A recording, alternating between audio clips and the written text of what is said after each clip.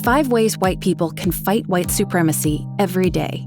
Tip 1. Don't wait to be perfect.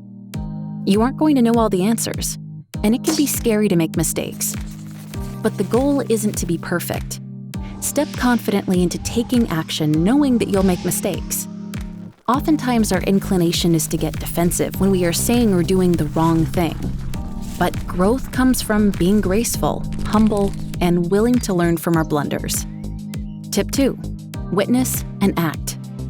When you see or hear racism from other white people, step in, intervene, and connect with those involved. Move toward difficult conversations, not away.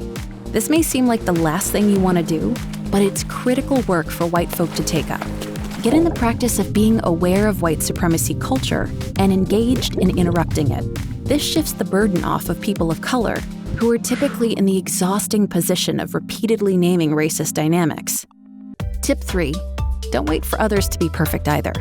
The national organization Showing Up for Racial Justice tells us focus on building our numbers, not being right. To end police brutality, white supremacy, and build a movement to get us all free, we need to move people with us, namely people who are conflicted or watching from the sidelines. This means calling in our folks, people in our families, faith communities, neighborhoods, and workplaces, inviting them to join a movement and be on the right side of history. Tip 4. Identify your role.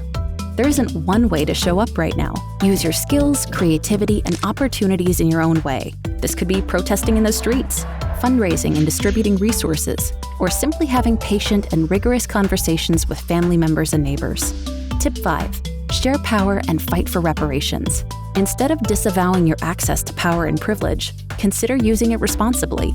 Share your individual access, resources, and power with others. Then fight and advocate for institutional reparations for Black people and sovereignty for Indigenous people.